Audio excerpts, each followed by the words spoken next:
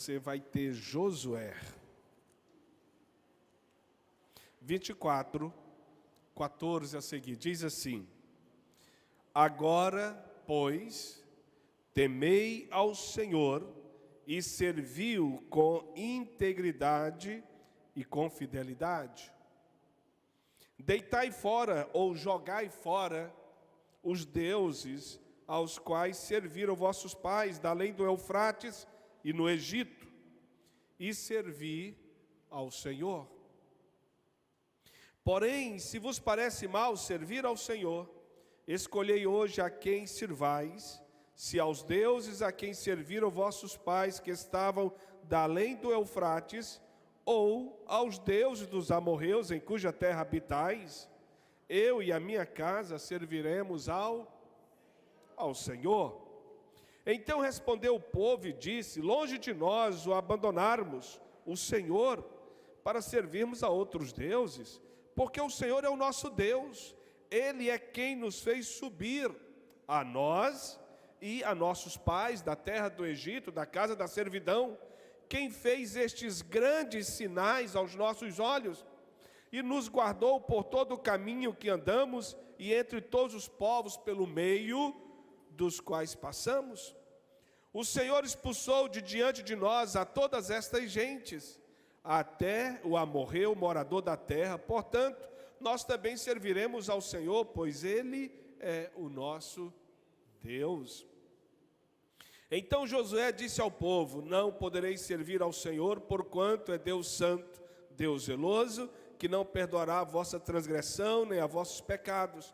Se deixardes o Senhor e servirdes a deuses estranhos, então se voltará e vos fará mal e vos consumirá depois de vos ter feito bem. Então disse o povo a Josué: Não, antes serviremos ao Senhor. Josué disse ao povo: Sois testemunhas contra vós mesmos de que escolhestes ao Senhor para o servir. E disseram: Nós o somos. Deitai, pois, agora fora os deuses estranhos que há no meio de vós, e inclinai o vosso coração ao Senhor, Deus de Israel. Disse o povo a Josué: Ao Senhor nosso Deus serviremos e obedeceremos à sua voz. Assim, naquele dia fez Josué aliança com o povo e lhe a pôs por estatuto e direito em Siquém. Josué escreveu estas palavras no livro da lei de Deus, tomou uma grande pedra e a erigiu ali debaixo do carvalho, que estava em lugar santo do Senhor. Disse Josué a todo o povo: Eis que esta pedra nos será testemunha, pois ouviu todas as palavras que o Senhor nos tem dito. Portanto, será testemunha contra nós, outros, para que não mintais a vosso Deus. Então Josué despediu o povo, cada um para a sua herança. Podeis assentar, queridos.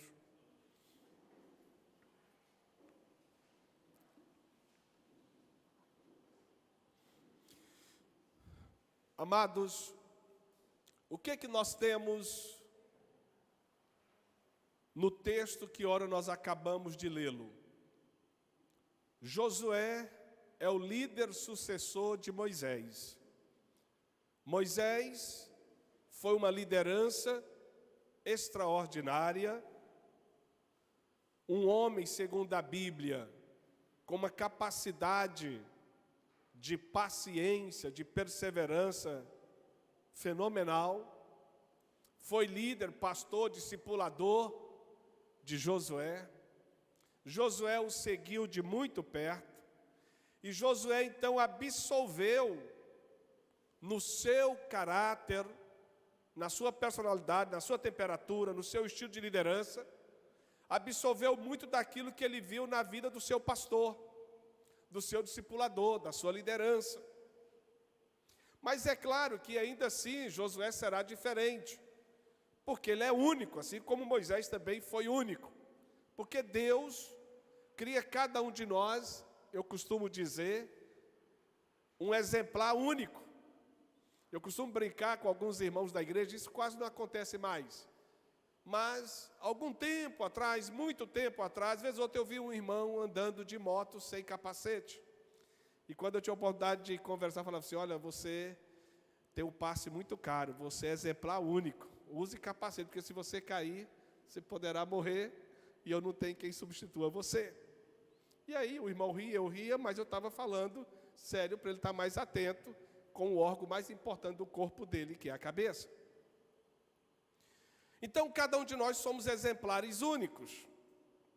E Deus é criativo, justamente porque Ele cria bilhões de seres humanos. Hoje nós estamos chegando à casa de 8 bilhões, cada um é único no universo. Pode ser parecido, ter o mesmo nome, ter nascido no mesmo dia, talvez até na mesma cidade, os nomes dos pais parecidos, mas a personalidade será única. Mas de tanta convivência com Moisés, Josué absorveu muito os valores, os princípios, absorveu muito aquilo que era o conteúdo do caráter de Moisés. E se tem uma coisa que Josué absorveu de Moisés, foi a retidão. Foi a capacidade de não só negar a verdade à sua congregação, aos seus liderados. Isso também era uma característica marcante na vida de Moisés, não só negar a verdade. Ser reto, ser inteiro naquilo que vivia e ensinava. Então, o que que Josué está fazendo aqui? Josué está dizendo ao povo que esse é o momento de fazer uma renovação de aliança. O povo que aqui está não são aqueles que saíram acima de 20 anos lá da terra do Egito, porque toda aquela multidão que saiu acima dos 20 anos pereceu no deserto ao longo dos 40 anos. Ele está falando a uma multidão que saiu do Egito com menos de 20 anos, mas que agora já são pessoas idosas, alguns com seus 60, 58 anos, 45, porque saíram muitas crianças pequenas, até crianças de peito, saíram lá do Egito, nos braços dos seus pais, das suas mães. E Josué está dizendo a eles agora que é preciso renovar uma aliança com Deus. E essa deveria ser feita de maneira solene, pública, comunitária. É claro que cada um de nós aqui somos encorajados, instigados, orientados a renovarmos continuamente a nossa aliança com o Senhor, lá no recôndito do nosso lar, lá na intimidade do nosso tempo a sós com Deus. Mas é importante que, às vezes, publicamente, de maneira solene, é preciso fazer uma renovação com o Senhor. E foi nesse caso, nesse contexto, que Josué está dizendo ao povo, olha, vamos fazer uma renovação de aliança, porque nós estamos entre uma herança e entre aquilo que pode se tornar um modelo para a gente. Nós temos uma herança e um modelo que nós não queremos. Eu não quero, disse Josué. Eu não quero servir aos deuses dos meus ancestrais da além do Eufrates. Da onde veio Abraão? Ele veio da região da Mesopotâmia. Então Josué está dizendo, a gente tem que romper definitivamente com essa herança religiosa, espiritual dos nossos antepassados. Porque nós conhecemos o verdadeiro Deus. Então não dá para servir a Deus cultuando uma religiosidade dos nossos ancestrais que por ignorância não tiveram a oportunidade que nós estamos tendo, ou por falta de oportunidade não estão vivendo o que nós estamos vivendo. Por outro lado, ele está dizendo, nós estamos entrando em uma terra, Canaã, que ela também tem seus deuses, os deuses dos amorreus, dos heteus, dos jebuseus, dos filisteus, dos girgazeus. Por um lado, precisamos abandonar aquilo que é o passado, que não servem para a gente. Temos que nos divorciar deliberadamente, conscientemente. Nós precisamos renegar esse passado de uma religiosidade vã. Por outro lado, nós não podemos cair na armadilha de servir aos deuses estranhos dos atuais moradores de Canaã. Eles estão entre duas escolhas. Na verdade, eles estão diante de três escolhas: continuar com a crença dos antigos, escolher definitivamente servir ao Deus de Abraão, ao Deus de Isaac, de Jacó, ao Deus de Moisés, ao Deus dos patriarcas, ou servir os deuses da terra onde eles iriam entrar, o Deus dos amorreus e das demais nações. Agora, Josué, ele é muito claro, ele é muito objetivo, ele externa, ele torna público, ele assume a decisão dele e da família dele. E eu quero falar sobre alguns verbos que a gente vai encontrar aqui nos primeiros versículos, que eu queria que você continuasse com a sua Bíblia aberta. Vamos voltar ao versículo 14 em diante. Ele está com o povo reunido. E aí ele diz assim: agora, pois, temei ao Senhor. Temer é o primeiro verbo. Ele está no infinitivo. É preciso temer ao Senhor. Não importa se você é jovem, se você é maduro, se você já é um ancião, se você é um junior, um adolescente, uma criança, nós precisamos desenvolver hábitos que revelem o nosso temor ao Senhor. Em Provérbios capítulo 1, versículo 7, o escritor diz que o temor ao Senhor é o princípio da sabedoria. E é interessante que em Tiago 1,5, se não me falha a memória, Tiago vai dizer que a todos quanto se sentem órfãos ou esvaziados de sabedoria, peça a Deus que a todos dá deliberadamente.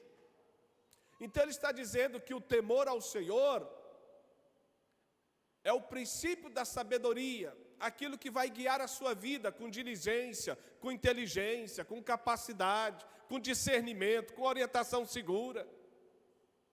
Sabedoria é uma aquisição espiritual, é Deus quem dá aos homens, às mulheres, para a gente colocar em prática as nossas habilidades, os nossos conhecimentos adquiridos, os nossos estudos, as nossas experiências, da maneira mais assertiva para o nosso próprio bem e para o bem daqueles que estiverem à nossa volta. Mas sem sabedoria você pode ter todo o conhecimento do mundo e você ainda assim não será assertivo. O que faz uma pessoa ser assertiva é se ela teme ao Senhor, ela vai andar em sabedoria. E sabe, irmãos, eu penso que há uma razão porque Josué está falando que a gente precisa temer ao Senhor.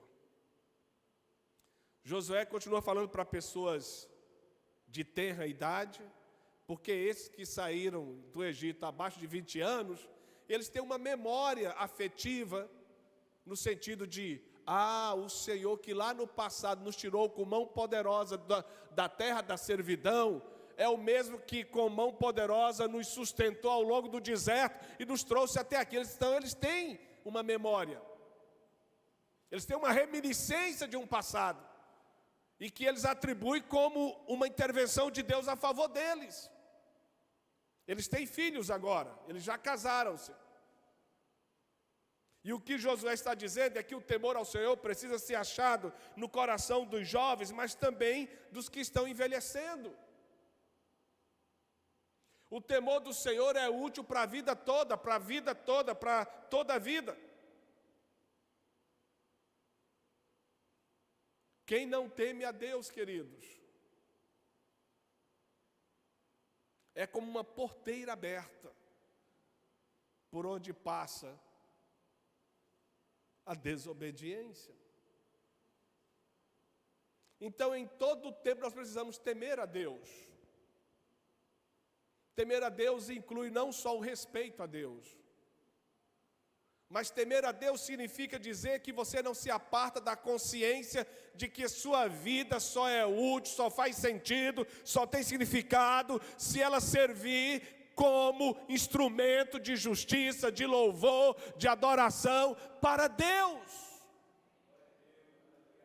O que é temer a Deus? É você entender que a sua vida é um culto para Deus. E não é um culto circunscrito apenas em horários de cultos oficiais no templo. Não, não se trata disso. A minha vida é um culto a Deus muito mais fora dessas quatro paredes. Quem está me entendendo? Hoje, eu estava ouvindo uma audiência do Senado Federal. E ali foi convidado a falar um desembargador da Justiça Eleitoral do Distrito Federal, que se recusou em agosto a participar desse teatro, desse circo, dessa ditadura montada pelo TSE e pelo Supremo Tribunal Federal. Ele tinha direito a mais 8 anos de trabalho na ativa, mas ele preferiu pedir para se aposentar do que participar de um circo e dar legitimidade a um processo que é totalmente ilegal, autoritário. E hoje eu descobri a razão da coragem daquele homem. É o único homem que até hoje, nessa república, ao longo desses 4 anos, pediu expressa e publicamente a prisão de Alexandre de Moraes. O novo ditador do Brasil, o dono do Brasil. Até onde Deus vai permitir, eu não sei, mas hoje quem manda no Brasil é o Alexandre de Moraes. E hoje eu descobri a coragem daquele homem. Numa simples frase que ele disse lá no Senado, na hora que ele estava emitindo a sua fala, ele fez referência a uma outra pessoa e disse, falou o nome da pessoa e disse, aí falou o nome da pessoa e disse, meu irmão em Cristo. Quando ele disse essa expressão, eu disse, esse homem é crente. Esse homem serve a Jesus. Esse homem tem o temor de Deus. Esse homem é capaz de se indignar com a injustiça. Por isso que ele tem coragem de falar que Alexandre está cometendo crime de lesa pátria e deveria ser preso, porque as atitudes dele configuram delito, o chamado crime de flagrante delito, porque as ordens ilegais dele continuam sendo emitidas. Aí quando ele disse, meu irmão em Cristo, eu disse, está aí a razão porque ele é corajoso. Porque ele só teme a Deus. Quem está me entendendo, irmãos? Grandes homens na história. Se você estudar a vida deles, vocês vão ver que eles temeram a Deus na geração deles. Isso é muito virtuoso. Só tem coragem de abrir mão até mesmo da sua vida quem teme a Deus. Por amor à justiça, por amor à verdade, por amor aos princípios e aos valores que eu sei que Deus honra e abençoa porque é constituído e vem dele. Então, amados, nós precisamos cultivar. Eu estou entrando para 36 anos de convertido. Eu sinto que hoje eu preciso temer muito mais a Deus de quando eu comecei minha jornada. À medida que a gente vai amadurecendo, cresce o temor no coração e no espírito da gente. Mas ele diz mais, agora pois temei ao Senhor e servi-o com integridade. Ele fala de serviço agora. Temer a Deus, você entender que a sua vida, preste muita atenção nisso, irmãos, está associado. Ele diz assim, o que ele quer dizer é que temer a Deus, entender que a sua vida, você precisa entender isso. Temer a Deus significa você compreender que a sua vida deve ser um culto a Deus. No modelo daquele de Romanos capítulo 12, versículo 1. Que o nosso culto, ele é um sacrifício a quem? Um sacrifício vivo a Deus. O que era um sacrifício no Antigo Testamento? O que era um holocausto? Era quando aquele cordeiro oferecido por alguém ao Senhor era totalmente queimado a Deus. Do holocausto, o sacerdote não poderia tirar nenhuma das partes do cordeiro para ele, porque era um sacrifício totalmente devotado para Deus. Então, temer a Deus significa dizer que você compreende que a sua vida dentro ou fora do templo é um culto a Deus. Então, tudo que você faz ou deixa de fazer é um culto a Deus.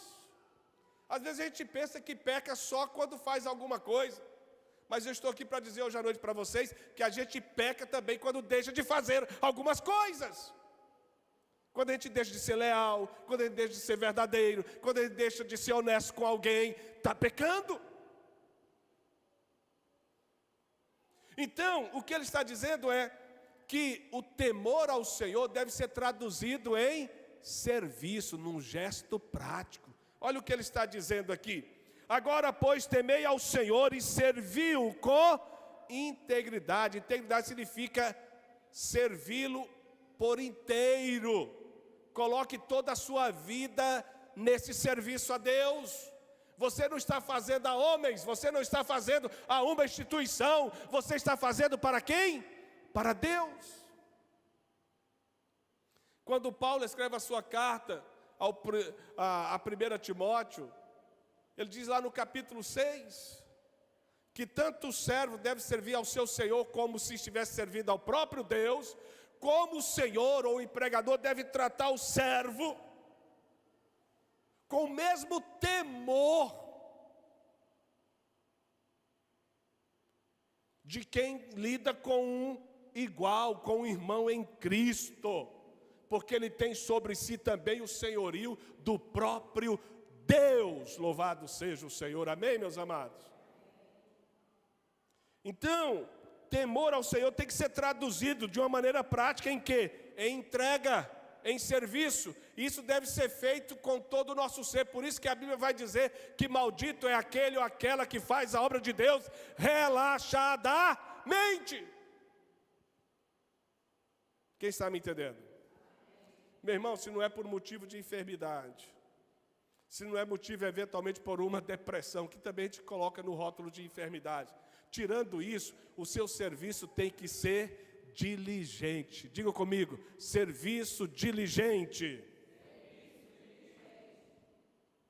Você tem que entregar o melhor para o Senhor. O que foi que Deus deu para que você pudesse hoje ser livre? Ele deu o seu único filho. Foi uma entrega completa, por inteiro. Então, temor a Deus tem que ser traduzido de maneira prática em serviço, e serviço com totalidade, com integridade, com inteireza de caráter. Todo o seu ser está envolvido nisso que você entrega para Deus. O que eu faço para Deus não pode estar desassociado daquilo que eu sou em Deus.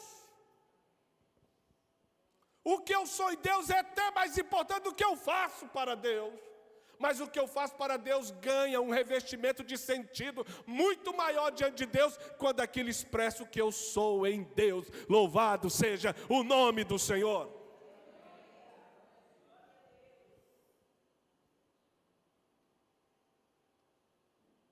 E ele vai dizer que esse serviço deve ser de forma completa, revelando todo o nosso ser comprometido nessa obra, mas deve ser com fidelidade. O que é que a palavra fidelidade lembra a gente? Quem é marido e mulher sabe um pouco do que é fidelidade, sim ou não? Da importância da fidelidade. Quem aqui é um noivo, uma noiva, já entende também a importância da fidelidade nesse relacionamento. Quem está iniciando uma amizade especial, uma coxa ou um namoro, para alguns que não querem observar literalmente o romance especial, sabe a importância de construir um relacionamento pautado pela fidelidade. Como é bom você estar distante da pessoa que você ama e saber que ela está fiel a você. E ela lá sabendo que você está também no mesmo domicílio da fidelidade. Porque a fidelidade só tem mérito quando você é fiel na ausência da pessoa. Ser fiel na presença é fácil. A pessoa pode estar te monitorando, pode haver câmeras, pode haver talvez alguém contratado para estar bisbilhotando você, e você fica na linha. Mas aí não há mérito. Você está só posando de ser fiel. Porque a fidelidade não tem a ver com as atitudes externas. Também tem a ver, mas tem muito mais a ver com aquilo que está dentro da gente. Então a fidelidade ela tem mérito quando você está na ausência e você se comporta como se estivesse presente diante da pessoa. Quem está me entendendo? Então imagine você manter essa fidelidade a Deus, não porque você eventualmente está pressionado pela presença real dele aqui, que você pode tocar, ver, os olhos deles estão aqui. Não. É claro, como diz Paulo, que o Senhor ele é invisível, ele é eterno, ele é imortal, mas ele é real, porque ele pode ser apreendido pelo nosso espírito, ele pode ser percebido e sentido pelo nosso espírito. E essa convicção que a gente tem da presença de Deus, ela é muito mais forte do que algo que a gente pode tocar.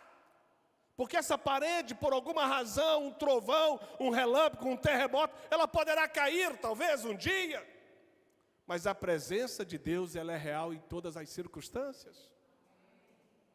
Deus é mais real do que todos nós juntos aqui olhando um para o outro. Então você manter essa fidelidade a Deus, sabe? Uma fidelidade que não está circunscrita a uma circunstância específica.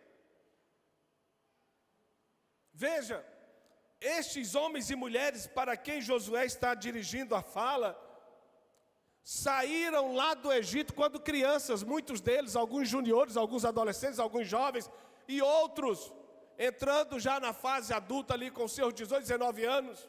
Só quem saiu de lá acima de 20 anos, a Bíblia diz que pereceu todos no deserto por causa da infidelidade e das murmurações contra Deus. Mas essa gente aqui agora já tem 40, 45, 50, 60 anos. Josué é um ancião aí já dos seus próximos 80 anos. Porque ele e Caleb foram os únicos que saíram acima de 20 anos lá do Egito e entraram na terra prometida. Vocês que leem a Bíblia sabem disso. Fidelidade não se prescreve, irmãos. Diga para o seu irmão, fidelidade não se prescreve.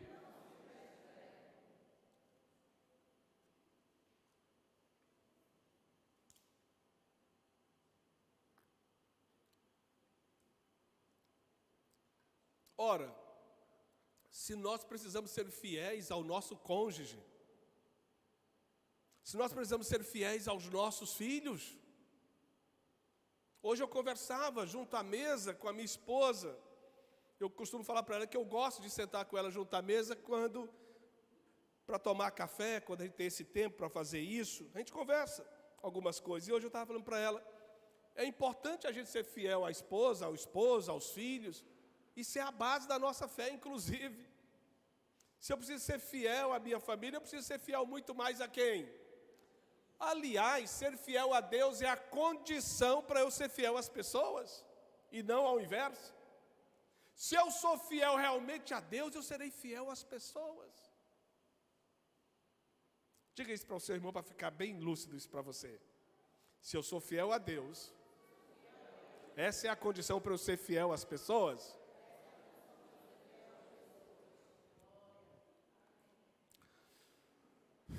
Então Josué está dizendo, olha, temor a Deus se traduz em serviço.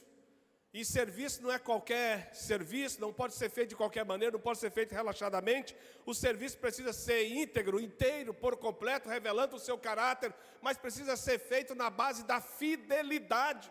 Uma fidelidade intransigente, você não negocia negocia, você não relativiza a sua fidelidade a Deus. Irmãos, há muitas pessoas que trocam a fidelidade a Deus pela fidelidade ao partido, pela fidelidade a uma ideologia, pela fidelidade a uma confraria. Há muita gente negociando a fidelidade a Deus a outras coisas. A gente precisa fugir dessa armadilha, dessa cilada. Olha o que diz Josué: deitai fora os deuses, jogai fora os deuses aos quais serviram vossos pais, além do Eufrates e no Egito, e servi ao... Quem serve a Deus no presente já precisa ter rompido com as falsas tradições, com as falsas expressões religiosas do passado. Quem está me entendendo? Então diga comigo: quem serve a Deus no presente precisa de maneira convicta ter rechaçado, ter abandonado, divorciado a crença do passado, as falsas crenças do passado. É isso que ele está dizendo. Só que ele vai trazer um alerta que agora é um perigo também iminente. Porém, se vos parece mal servir ao Senhor, escolhei hoje a quem sirvais, se aos deuses a quem serviram vossos pais, que estavam da além do Eufrates, ou aos deuses dos amorreus, em cuja terra habitais. Agora ele diz: eu e a minha casa serviremos ao Senhor. Quais são os deuses nessa terra onde nós habitamos? Eles não estão em altares, eles não são feitos de mármore, de prata, de ouro, de porcelana, de barro, de madeira, revestidos de algum outro material. Às vezes os deuses da terra onde nós habitamos, eles são muito mais sutis do que os que são achados em cima de altares. O Deus do prazer, o Deus chamado Edonê, hedonismo vem de Edoner, o Deus do prazer, tem ofuscado a fé, a fidelidade de muitas pessoas. Onde é que você pode encontrar prazeres que eventualmente eles não são legítimos? Está a serviço de Edonê.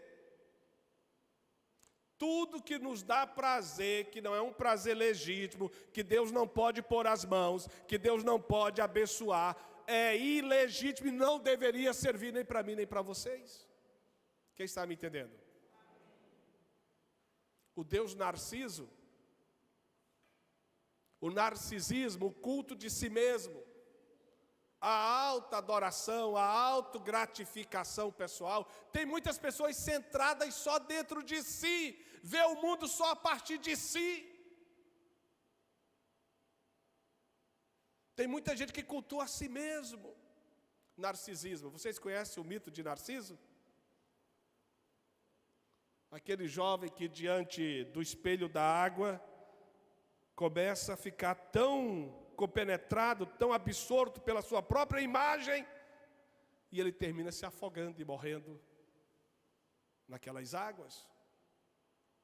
Todo adorador de si mesmo termina morrendo para si mesmo e para os outros, porque está muito centrado só em você mesmo, ou em si mesmo.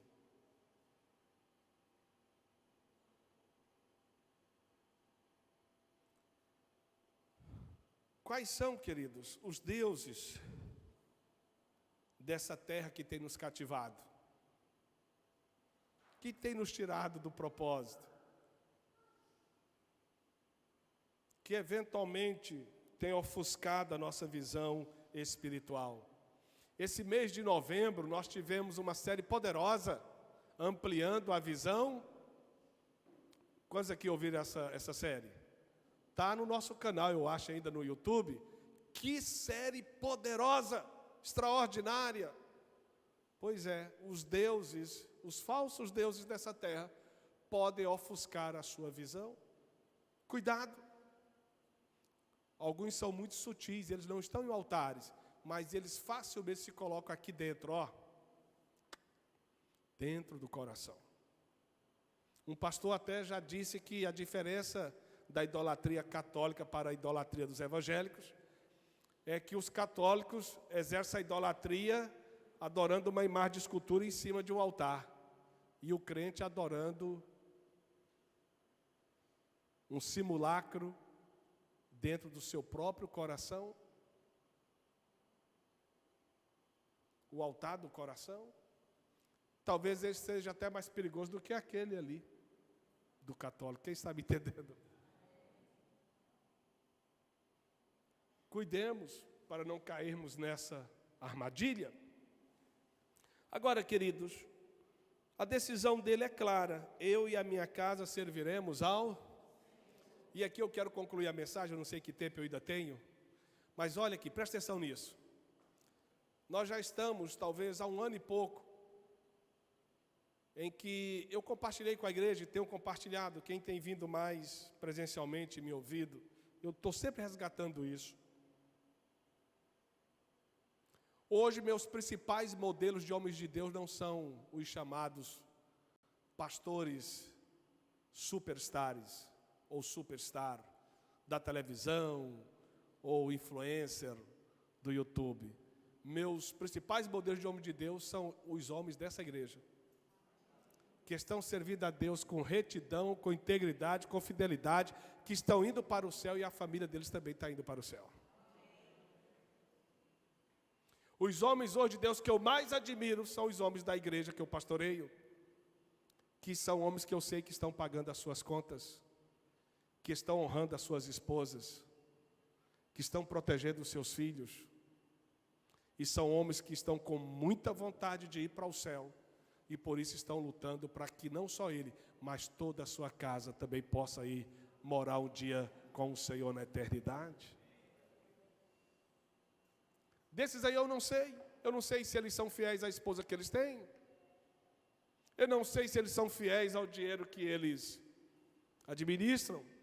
Agora, de alguns de vocês eu sei, eu tenho uma ideia que vocês são fiéis. Mas sabe o que eu acho legal na fala de Josué?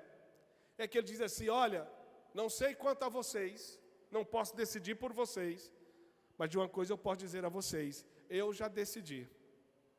E sabe o que eu acho mais fantástico na conduta de Josué? É que ele tem idade, ele já deve ser avô. E ele diz assim, não só eu, foi uma decisão comunitária, coletiva. Foi uma decisão familiar. Eu e a minha casa serviremos ao Senhor. Irmãos, preste atenção no legado que Josué está deixando para a família dele. Esse é o maior ministério. Irmãos, o maior ministério de um homem não está aqui pregando nesse púlpito, não.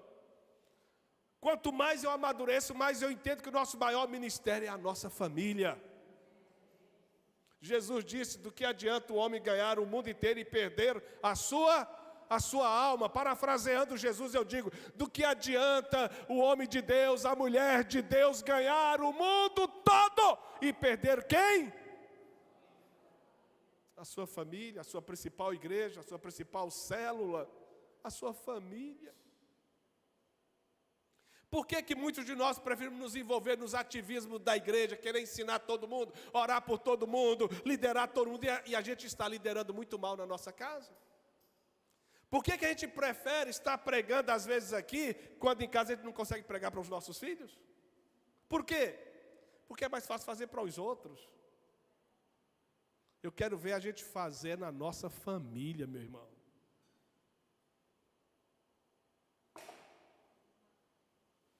Será que os grandes homens de Deus que a gente admira, será que as grandes mulheres de Deus que a gente admira, será que pastoreiam efetivamente suas famílias?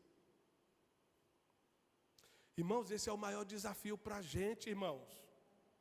Porque para mim é o maior desafio, para mim, é eu ir para o céu e toda a minha família também chegar comigo lá no nome de Jesus.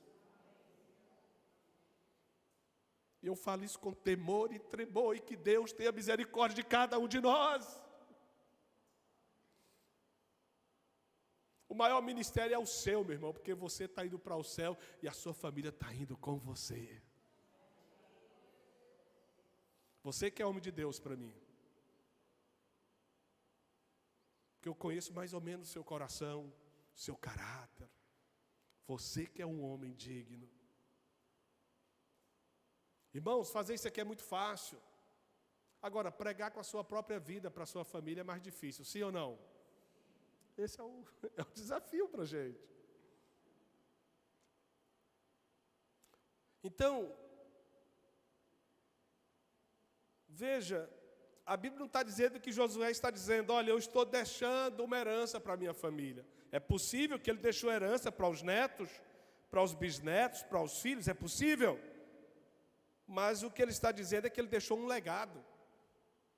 Ele marcou o caráter, ele marcou a personalidade, ele marcou o temperamento, ele marcou as memórias dos filhos e netos. Ele está dizendo, eu e a minha casa serviremos ao Senhor.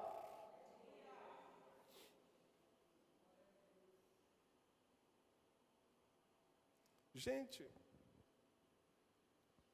tem muito material para a gente trabalhar aqui nesse texto. A família dele está dizendo, nós decidimos assim como você, pai, vô, bisa, nós também serviremos ao Senhor.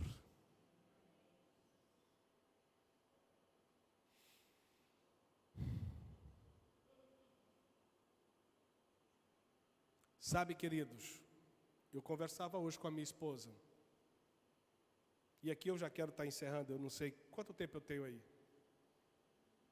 Só 4 minutos? Então não vai dar para eu concluir o resto, mas olha aqui para mim.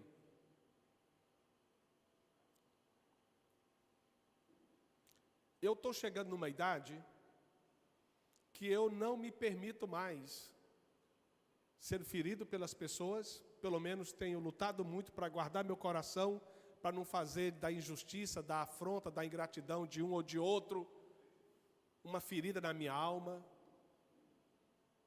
Porque você amadurece, cria uma crosta, você já foi curado de tantas e aí de alguma maneira você fica quase que impermeável, essas coisas já não entram mais.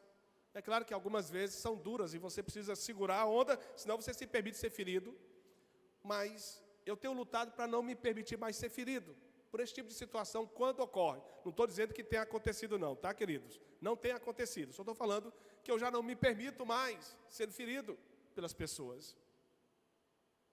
Mas tem uma coisa também que, pelo fato de eu estar amadurecendo, eu não estou me permitindo mais ficar pressionado pelas pessoas, pelas cobranças das pessoas. Eu não me permito mais. Sabe por quê, irmãos? João Batista diz, está registrado na Bíblia, homem algum recebe coisa alguma, se do céu não lhe for dado. Tiago, irmão de Jesus, capítulo 1, versículo 17. Toda boa dádiva e todo dom perfeito provém do Pai, das luzes em quem não há variação de sombra. Os céus pertencem ao Senhor, mas a terra Ele deu aos filhos dos homens, por direito de delegação, nos deu autoridade. Então, o que eu quero dizer citando esses textos para vocês é, irmãos, quem não entender que um pastor com 27 anos servindo a mesma igreja, que continua sendo marido de uma só mulher, que não tem filhos fora do casamento, que nunca roubou a igreja, que ao longo desses 27 anos nunca abraçou de maneira diferente esposa de ninguém, e por isso pode olhar na cara tanto das mulheres quanto dos homens, nunca abraçou de maneira inapropriada filha de ninguém, e por isso pode olhar para as meninas e para os pais delas. Se você não entender que essa é uma liderança que você precisa respeitar e honrar, eu não sei o que você precisa. Porque ao longo de 27 anos eu já vi muita coisa feia aqui nesse bairro de Caetezu e nessa cidade, de lideranças religiosas. Talvez você não sabe, mas tem muitos, já aconteceu muito. Agora, é porque o pastor divino é bonzinho? É melhor do que os outros? Não, eu sou o pior deles. Só que tem coisas que são assim, tão grosseiras, tão loucas, que a gente não pode mais nem se permitir, né? Mas é possível que a gente ainda possa cair? É possível, somos seres humanos, não somos anjos. Mas para isso Jesus mandou a gente orar e vigiar. Sim ou não? Claro. Então, se você está há 27 anos, sem nunca ter dado escândalo à igreja, a igreja nunca precisou resgatar minhas contas, me tirar do Serasa, do SPC, resgatar um cheque que porventura eu passei enganando alguém, mesmo sabendo que não tinha fundos para cobrir o cheque. A igreja nunca precisou fazer isso por mim, e olha que eu conheço a história de outros pastores que já tiveram que fazer por eles. Se você não respeitar uma unção dessa, se você não olhar para uma pessoa dessa, você precisa só de anjo, porque na terra você não vai ter talvez tão parecido.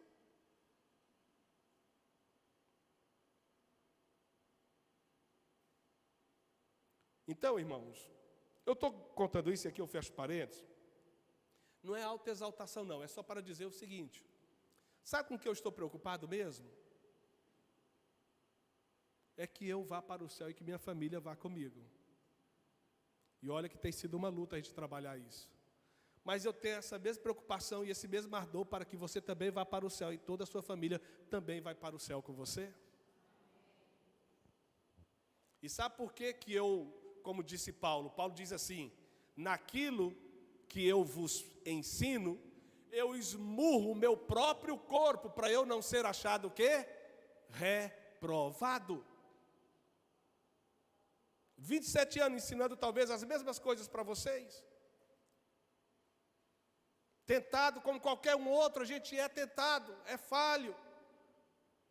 Mas por que que a gente precisa manter a vigilância? Deus tenha misericórdia de nós. Porque eu não quero ser pedra de tropeço para nenhum de vocês, gente. Quem está me entendendo? Então, para você preservar e dar esse testemunho ao longo de tantos anos, você tem que morrer muito para você. Não é brincadeira. Eu sei que o que eu estou dizendo aqui para alguns não está fazendo sentido ainda, mas um dia vai fazer. Um dia você vai, poxa, aquilo que o pastor falou na hora eu não entendi, mas agora, poxa, como aquilo foi poderoso, eu não compreendi no momento.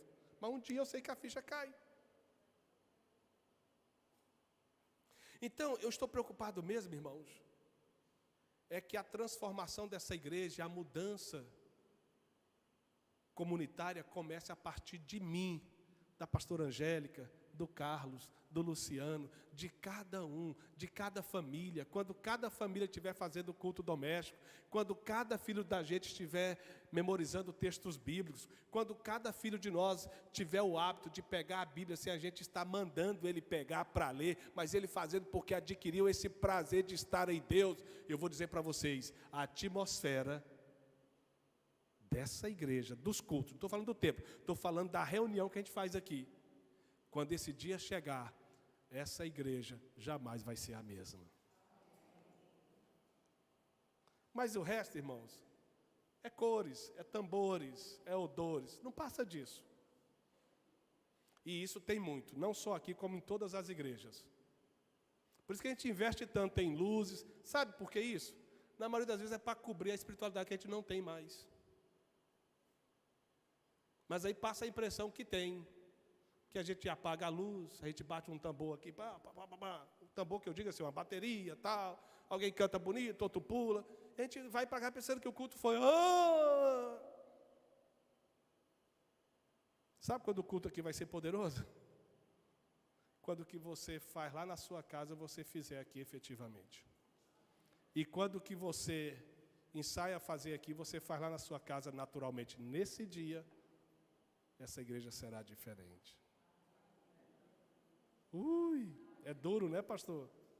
Estou esburrando nesse momento a mim mesmo, porque eu estou olhando também para mim mesmo. É difícil, né? Mas é isso. Vamos encarar as coisas como elas são?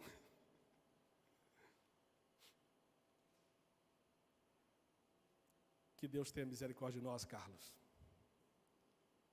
Que Deus tenha misericórdia de nós. Vamos pôr de pé?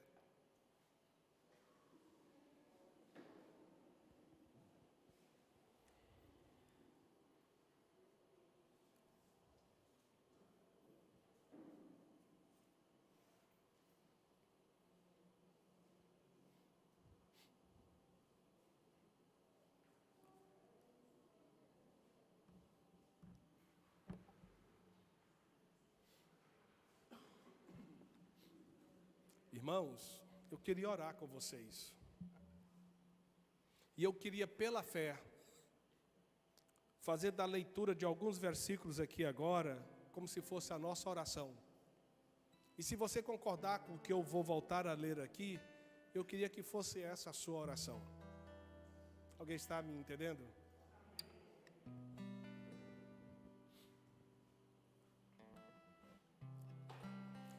Então disse o povo a Josué: não deixaremos o Senhor, não serviremos outros deuses, antes serviremos a Yahvé. Josué disse ao povo: sois testemunhas contra vós mesmos de que escolhestes ao Senhor para o servir. E disseram: nós o somos. Estamos conscientes da decisão que estamos tomando. Somos adultos, Josué. Nós queremos servir ao Senhor efetivamente. Então, Josué diz-lhes: deitai, pois, agora fora os deuses estranhos que há no meio de vós, e inclinai o vosso coração ao Senhor, Deus de Israel. Disse o povo a Josué: ao Senhor nosso Deus serviremos e obedeceremos a sua voz. Irmãos, que coisa poderosa. Assim, naquele dia, fez Josué aliança com o povo e lhe apôs por estatuto e direito em Siquém grande pedra, e a erigiu, a levantou ali debaixo do carvalho que estava em lugar santo do Senhor. Disse Josué a todo o povo: eis que esta pedra nos será testemunha. Interessante que vocês sabem que Jesus é chamado de a pedra angular, a pedra central do edifício da casa de Deus. Simbolicamente, essa pedra pode, ser chamada de a pedra do concerto. Eis que esta pedra nos será testemunha, pois ouviu todas as palavras que o Senhor nos tem dito. Ora, Josué sabe que pedra não ouve.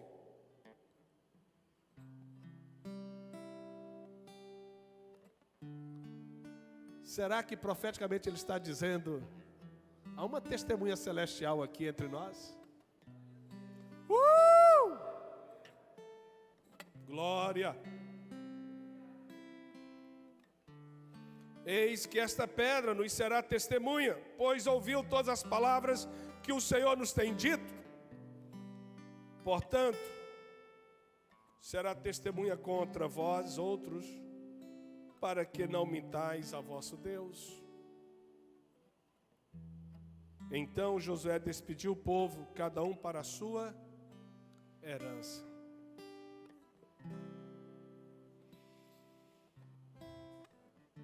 Há duas palavras aqui nessa oração que eu quero só lembrar vocês. Josué fala ao povo e o povo diz assim: nós serviremos e obedeceremos.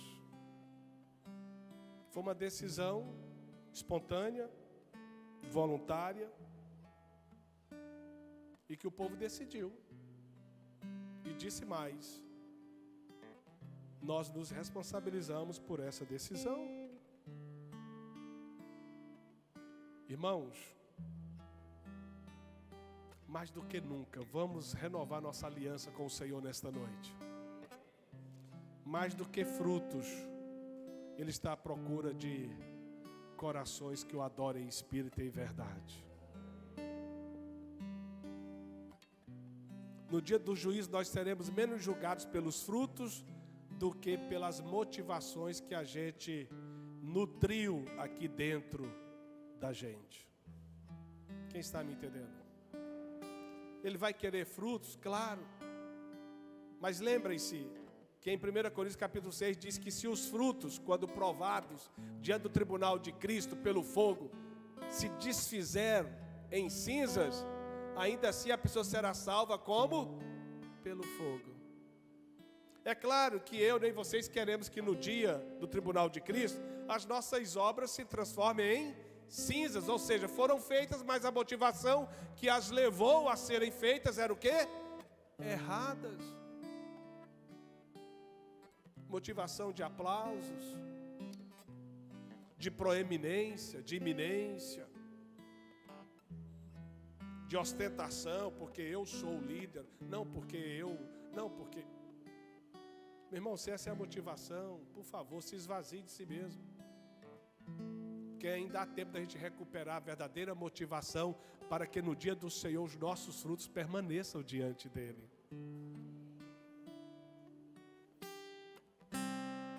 Por isso, irmãos, mais preocupado do que com frutos que vocês possam dar, eu estou preocupado com a condição do seu coração diante de Deus. Se o seu coração for reto, pode ter certeza que o que você fizer é um tributo, é um culto, é um incenso aprazível diante do altar do Senhor. Então eu quero orar com você. Vamos consertar nossa aliança? Vamos pedir a Deus que nos ajude a fazermos esse conserto. Se você precisa dizer, Senhor, eu quero voltar ao primeiro amor, se é isso que está na sua boca, no seu coração, que seja. Se você precisa dizer, Senhor, resgata dentro de mim aquele zelo, aquele ardor, aquela alegria, aquela simplicidade, aquela disposição para servir, aquela retidão, Senhor. Se é isso que você precisa orar, ore. Mas eu estou te convidando a um concerto com Deus. E eu não posso orar por você porque eu também tenho que fazer esse concerto comigo e com o Senhor.